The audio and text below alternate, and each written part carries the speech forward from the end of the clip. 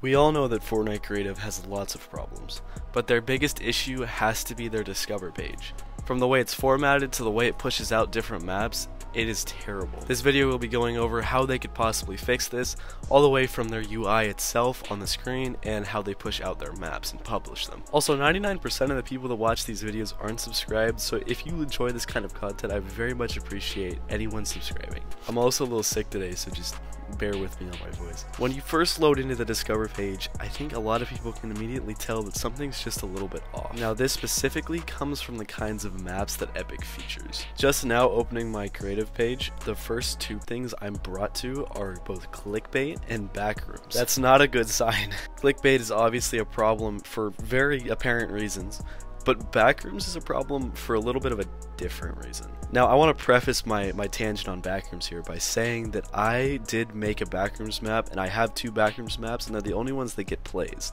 So keep that in mind as I shit on them. I'm kind of a part of the problem here. I know. Most backrooms maps are just very basic and very simplistic builds that aren't very well done. There's not a whole lot to do in them, they're not very interesting. The builds are very simple since the backrooms itself doesn't have a lot of detail to it. So the point is, anyone can get their backrooms maps featured, and Epic just goes with it. So we end up getting some really crappy maps, as well as an oversaturation of way too many backrooms maps. There's a lot here. I could probably find 10 to 20 on the front page if I wanted to. And I mean, mine's on there too, but the point is there's too many. I'm moving back over to the clickbait side of this. I'm looking at trending combat right now, and one of the first things I see is lucky blocks. So example, we get things from other franchises being clickbaited. If I scroll up to trending variety right now, there's a would you rather, and the would you rather options are Fortnite and Minecraft. Again, using other franchises. Now, I don't have a problem with this. Most people don't have a problem with this when it comes to using other franchises. It's not bad.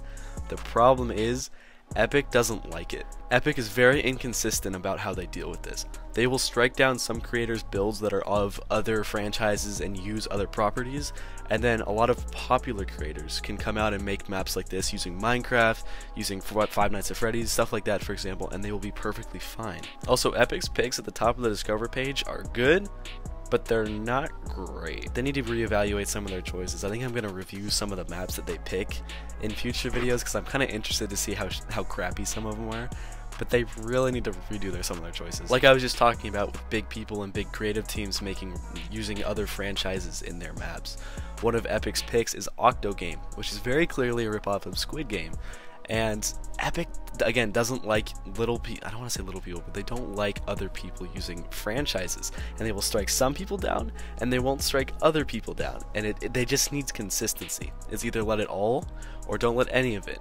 It's not fair to people who are smaller map creators that are trying to make things like this. Now, next topic, why there are so many bad maps in the Discover page right now. Epic uses a system where they have categories that are trending and then a smaller niche of games. For example, trending combat or trending variety. But this ends up causing problems because all this does is autofill really popular maps into these categories. Because trending maps are just the really popular ones. They're not the good ones. So there's no Epic preview, there's none of that. All that happens is the most popular maps get put in, and if we know how creative works, the most popular maps are typically really bad combat maps, or really dull death runs. They're usually low effort. I don't know why or how that ends up happening, but low effort maps usually end up being the most popular ones. Now, besides Epic's picks, the rest of the categories are all new and then a sub niche again. So for example, new combat, new variety, new practice, all that. And this is also a problem because this is just new maps. These aren't good maps. Again, these are just new, random new maps, which sounds good on paper because new people can get, things previewed, and it is. It's good to have an area where people who wouldn't usually get noticed have their maps there when they're first released. That's a good idea. The problem is that it's half the Discover page, and a lot of times these maps aren't great. I mean, some of them I'm sure are fine, but if I'm looking at the list, for example, I'm looking at new variety right now.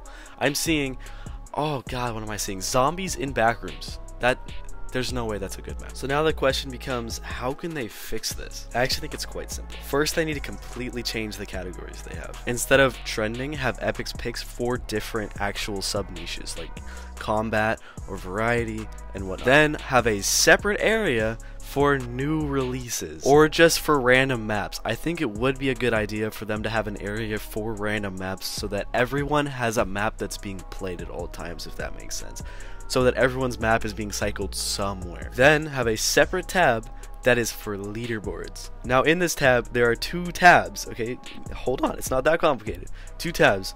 There's one for combined, and then there's another tab that contains each sub-niche of games. Each of these different niches or categories would then have their own leaderboards. For example, most popular all time, most popular today, best player retention, best play time, and then have the combined leaderboard that's just best of all categories combined. Now for what I think is kind of the biggest change and the most important one. They need to give creators profiles. They should give them to everyone with a creator code and allow normal players to follow their favorite builders. By following creators, they can see when they update their maps, when they release new ones, and it would just help bring creative together as a community. Then, on top of that, also have a leaderboard for most popular builders, or builders with the most plays all time, best player retention, whatever the category may be. There's definitely some more interesting ones I can't think of off the top of my head.